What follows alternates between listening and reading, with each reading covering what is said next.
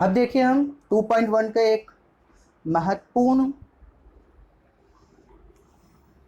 Topic कार्तीय गुणन के बारे में अध्ययन करना चाहते हैं, समुच्चों का कार्तीय गुणन। तो आपको याद है समुच्चों में क्रम महत्वपूर्ण, समुच्चों के अवयवों में क्रम महत्वपूर्ण नहीं होता, लेकिन याद रखिए जब भी समुच्चों का कार्तीय गुणन किया जाता है तो क्रम महत्वपूर्ण होता है। तो दो आरिक्त समुच्चों, आरिक्त मतलब जिनमें अवयव विद्यमान होना चाहिए, रिक्त समुच्चय नहीं होना चाहिए, ए तथा बी का कार्तीय गुणन उन क्रमित युग्मों, देखिए क्रमित युग्म, क्रम क्रम से चलेगा, का समुच्चय होता है जिनका प्रथम अवयव ए जो है, ये जो पहला अवयव है ये समुच्चय ए का अवयव होना चाहिए, और ये जो दूसरा अवयव है ये समुच्चय बी का अवयव होना चाहिए। इसे ए क्रॉस बी से व्यक्त किया जाता है। ऐसा नहीं होता है कि जो पहला अवयव है वो दूसरे समुच्चय से हो और दूसरा अवयव पहले समुच्चय से हो, ऐसा नहीं होता है। यानी कि A comma B is not equal to B comma A, इस बात का ध्यान रखें। यानी अगर यहाँ पर पहले नंबर पे ए है तो ए का अवयव पहले लिखाएगा, और पहले नंबर पे अगर बी है तो बी का अवयव पहले लिखाएगा। इस वाले का अवयव पहले और इस वाले का अवयव बाद में लिखाता है। अब A B is not equal to A B, ध्यान दें अगर छोटे कोष्टक में लिखा हुआ है तो ये एक क्रमित युग्म है, क्रमित युग्म, और अगर इस तरीके से लगा रहा है तो ये समुच्चय के अवयव है, समुच्चय के अवयव। तो थोड़ा ध्यान दीजिए, क्रमित युग्म और समुच्चय के अवयव में क्या अंतर होता है। क्रमित युग्म में को मझले कोष्टक में लिखा जाता है और क्रमित युग्म को छोटे कोष्टक में लिखा जाता है, और समुच्चय के अवयवों को मझले कोष्टक में लिखा जाता है। अगर इसे समुच्चय निर्माण रूप में लिखना हो तो हम लिखते हैं x कोलन x। अब x नहीं है क्योंकि दो अवयव हैं यहाँ, तो आप लिखेंगे a comma B colon a belongs to a और b बिलोंग्स टू b। मतलब a b ऐसा क्रमित युग्म है, क्रमित युग्म है कि पहला अवयव समुच्चय ए से और दूसरा अवयव समुच्चय बी से विद्यमान है। अब इसे एक उदाहरण के साथ समझते हैं। ए मान लीजिए आपके पास 1 2 है और बी मान लीजिए आपके पास है ए बी।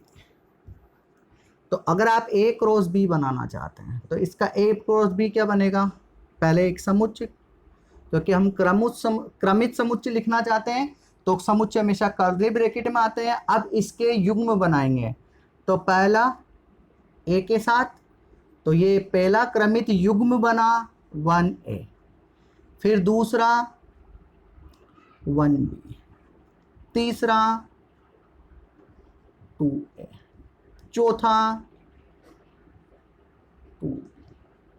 अब यहाँ एक ध्यान देने वाली बात है कि देखो समुच्चय का नियम क्या है, अवयवों को आप आगे पीछे लिख सकते हैं, तो इसको आगे इसको पीछे, इसको आगे इसको पीछे लिख सकते हैं, लेकिन क्रमित युग्म के अवयवों को आप इंटरचेंज नहीं कर सकते, इस बात का ध्यान रखें। अब हमें कैसे पता चलेगा कि कितने अवयव होंगे, तो number of A cross B is equal to, आपका फॉर्मूला होता है number of A into number of B. तो ए के अंदर कितने अवयव है, 2, बी के अंदर 2, तो 2 दूना कितना हो गया 4। तो आपके ए क्रॉस बी में कितने अवयव होंगे, 4 अवयव होंगे। देखिए क्वेश्चन नंबर 1 2.1, यदि x बटा 3 प्लस 1 कोमा वाई माइनस 2/3 बराबर 5/3 1/3। तो आप देखिए छोटे कोष्टक में लिखा हुआ है, तो ये क्रमित युग्म है। अगर क्रमित युग्म बराबर हैं तो इसका मतलब पहला अवयव पहले अवयव के बराबर होगा और दूसरा अवयव दूसरे अवयव के बराबर होगा।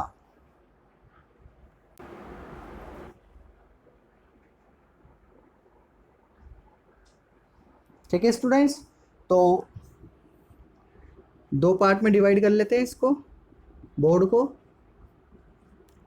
y minus 2/3 is equal to 1/3। पक्षांतरण कीजिए, एलसीएम ले लीजिए। x/3 इज इक्वल टू क्या हुआ, 5 माइनस 3 2/3। देखिए 3 से 3 कैंसल, तो x इज इक्वल टू कितना आया आपके पास 2। यहाँ देखिए इसको उधर भेजिए, तो y is equal to 1/3 plus 2/3। LCM लीजिए 3, 1 प्लस 2 3/3 दैट इज 1। तो y इज इक्वल टू 1। तो आपका क्रमित युग्म में एक्स वाई क्या बना, 2 1।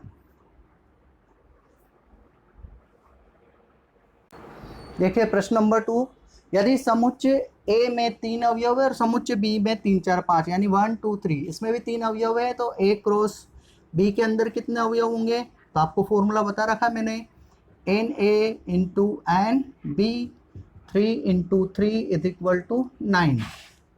तो 9 अवयव होंगे। अवयव निकाल नहीं पाएंगे हम, क्योंकि समुच्चय A के अवयव हमें दिए हुए नहीं हैं, तो केवल हम इस प्रश्न में अवयवों की संख्या ही प्राप्त करेंगे।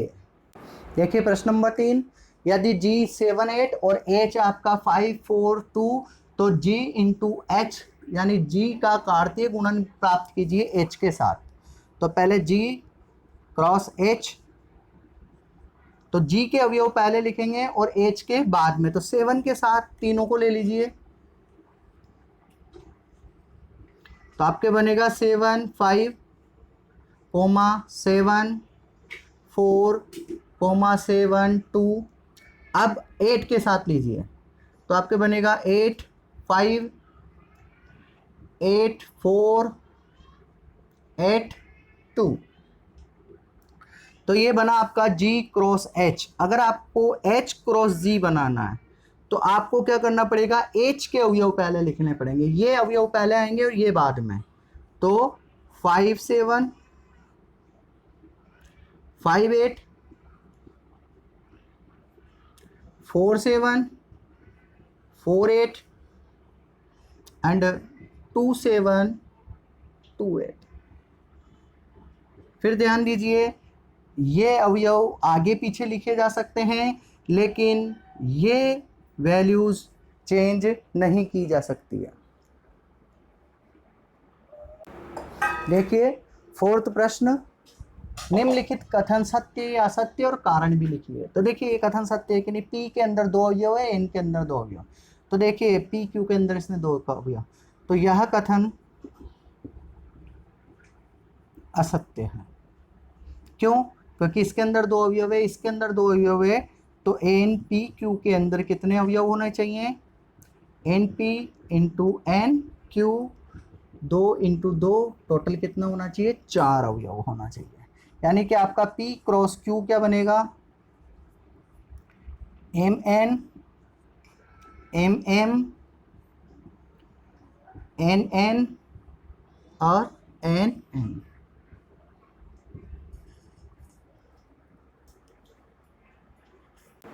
देखिए इसका सेकंड पार्ट, यदि A तथा B आरिक्त समुच्चय, आरिक्त समुच्चय मतलब जिनमें अवयव उपस्थित है, रिक्त समुच्चय नहीं है, तो A cross B क्रमित युग्मों x y का एक आरिक्त समुच्चय है, इस प्रकार कि x belongs to A, y belongs to B। तो यह कथन सत्य है। क्यों सत्य है, क्योंकि A क्रॉस B का क्या फॉर्मूला है, x y, x belongs to A तथा y बिलोंग्स टू B।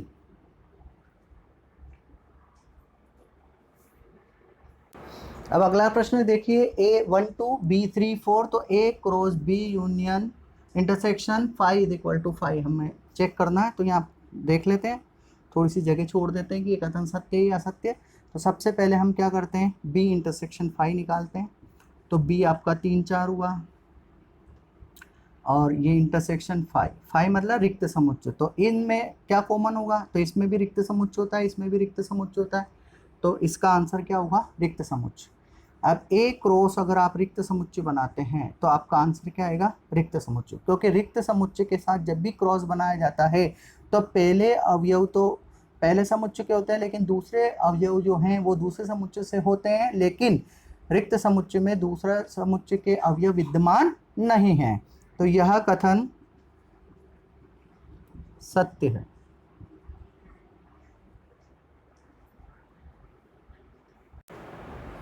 अब क्वेश्चन नंबर 5 को देखिए। ए आपका है -1 1, तो ए क्रॉस ए क्रॉस ए ज्ञात कीजिए। तो ए क्रॉस ए क्रॉस ए ज्ञात करने में स्टूडेंट्स को थोड़ी सी प्रॉब्लम आती है, तो मैं क्या करता हूँ, सबसे पहले ए क्रॉस ए निकालता हूँ। तो ए क्रॉस ए मतलब इसके भी अवयव ए के, और इस आगे वाला अवयव भी ए का, और पीछे वाला अवयव भी ए का।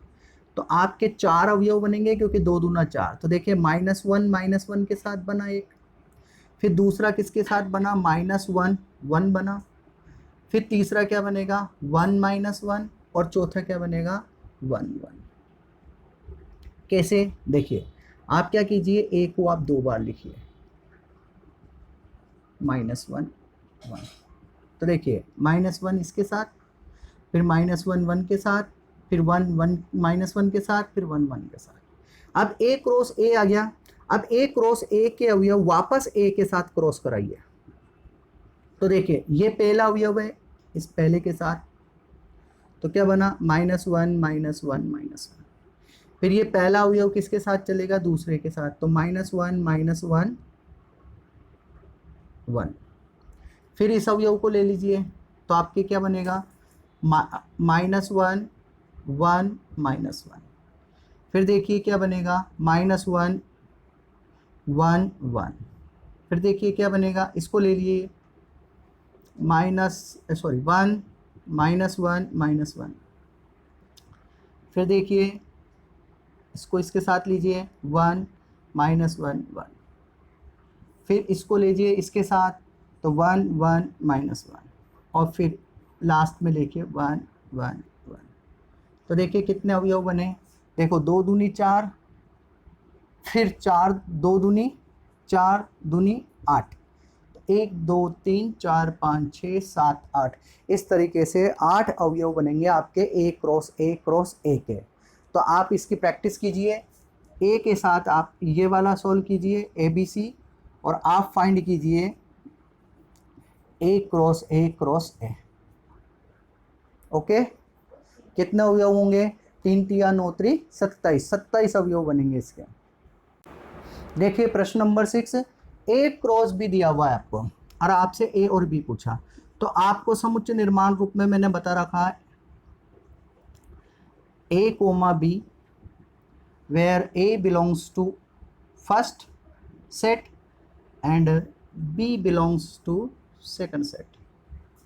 यानी आगे वाले जो अवयव हैं वो ए के अवयव हैं, समुच्चय ए के अवयव। तो देखिए ए बी बी आ रहा, लेकिन आप हर चीज़ को 1 टाइम लिखेंगे, क्योंकि अवयवों समुच्चय के अवयवों को रिपीट नहीं किया जाता है। तो बी आपका क्या बनेगा, देखिए y y y x y. तो आपके बी के अवयव क्या होंगे, एक्स और वाई। देखिए प्रश्न नंबर 7, मान लीजिए ए बी सी ये है, तो सत्यापित करना है आपको। तो सबसे पहले इसको निकालते हैं। तो देखिए ए क्रॉस बी इंटरसेक्शन सी, तो ए एज इट इज लीजिए, बी के अवयव पुट कर दीजिए यहाँ पे। तो बी के अवयव है आपके पास 1 2 3 4, इंटरसेक्शन सी के अवयव 5 और 6। तो देखिए इंटरसेक्शन लगा हुआ है, तो कॉमन अवयव बताइए, तो कॉमन अवयव कुछ भी नहीं है, तो ये बना ए क्रॉस 5।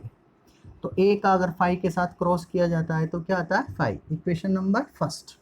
अब देखिए सबसे पहले A cross B intersection A cross C. तो सबसे पहले ए क्रॉस बी करते हैं। तो ए क्रॉस बी यानी ए और बी के अवयव के साथ क्रॉस कराएंगे, तो क्या बनेगा आपके पास 1, पहले 1 चारों के साथ, फिर 2 चारों के साथ। तो 1 1 1 2 1 3 एंड 1 4। फिर उसके बाद 2 का, तो 2 1 2 2 2 3 2 4। ये बना आपका ए क्रॉस बी। अब यह लगा हुआ इंटरसेक्शन। अब हम निकालते हैं ए क्रॉस सी, तो ए का सी के साथ लगाते हैं, तो ए का सी के साथ तो 1 5 1 6 एंड 2 5 एंड 2 6। ओके, थोड़ा ध्यान से देखिए।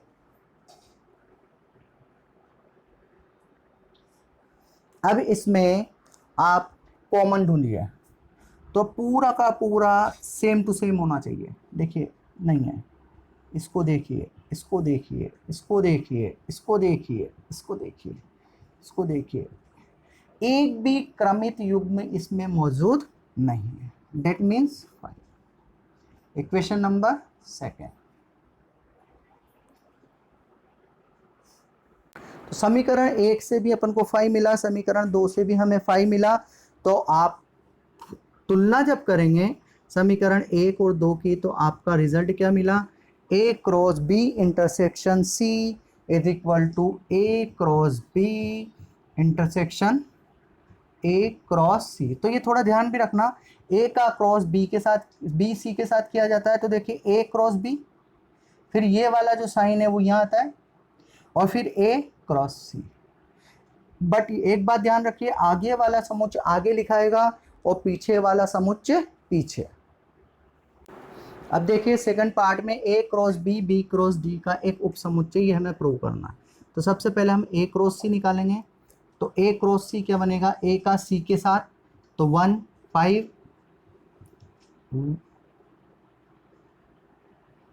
1 6 2 5 एंड 2 6।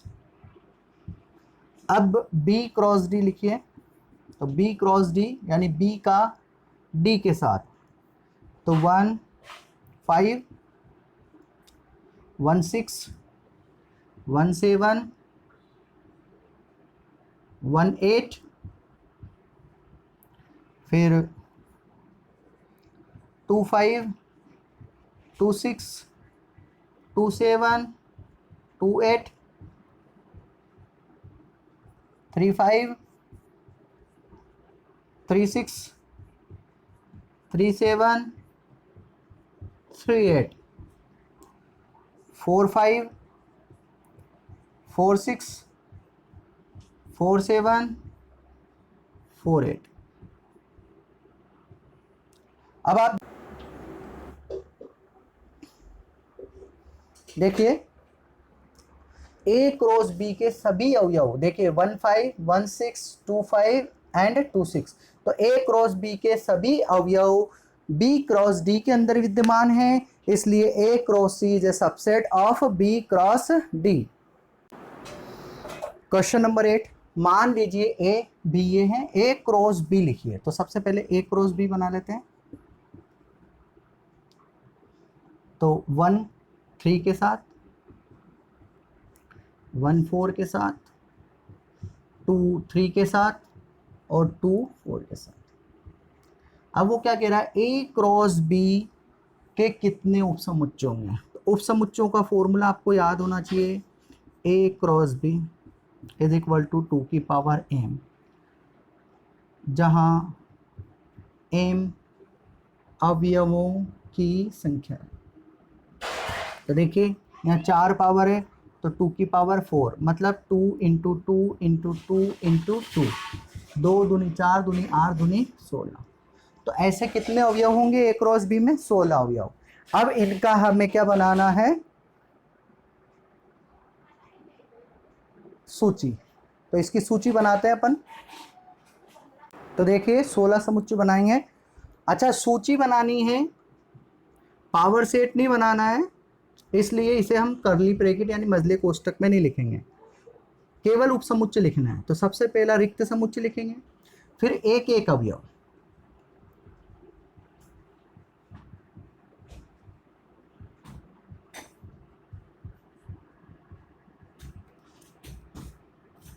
फिर दो दो अवयव। अच्छा, इसे मझले कोष्टक में भी भरिए, क्योंकि ये उपसमुच्चय है तो समुच्चयों को मझले कोष्टक में लिखा जाता है। अब दो दो अवयव को लेते चलें।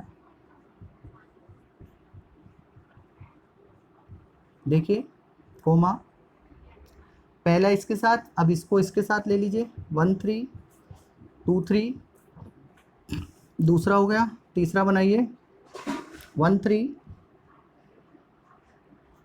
2 4। देखिए इसका तीनों के साथ हो गया। अब इसको देखिए तो इसको इसके साथ लिख चुके हैं, क्योंकि इनको आगे पीछे लिखे कोई फर्क नहीं पड़ता, तो इसको लेना है इन दोनों के साथ केवल। दो दो के पेयर्स बना रहे हैं हम, 1 4 2 3 एंड 1 4 2 4। अब देखिए इसका हो गया, इसका हो गया, अब इसको ले लीजिए इसके साथ केवल 2 3 2 4।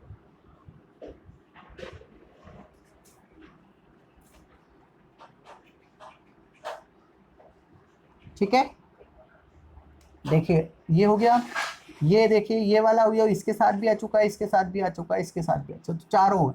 अब आपको क्या करना है, 3 3 के पेयर्स बनाना है, तो 3 3 लेते जाइए।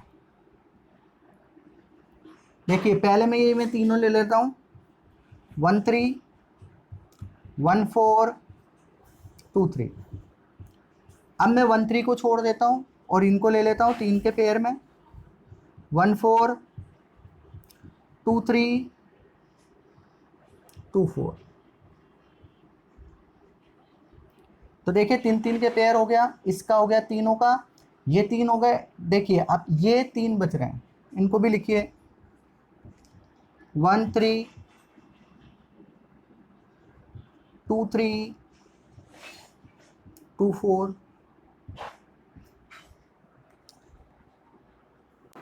अब देखिए आपने ये 3 ले लिए, ये 3 ले लिए, ये 3 ले लिए। अब आप ध्यान से देखिए और कौन बच रहा है।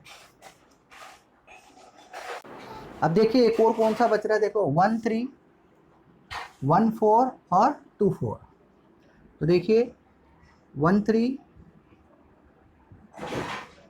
1 4 एंड 2 4। और लास्ट देखिए 1 2 3 4 5 6 7 8 9 10 11 12 13 14 15। तो लास्ट बच रहा है आपका पूरा का पूरा सेट, 1 3 1 4 2 3 2 4। तो इस तरीके से आपके 16 सेट्स बनते हैं। तो बनाइए आप और मजा लीजिए। 1 3 1 4 2 3 2 4।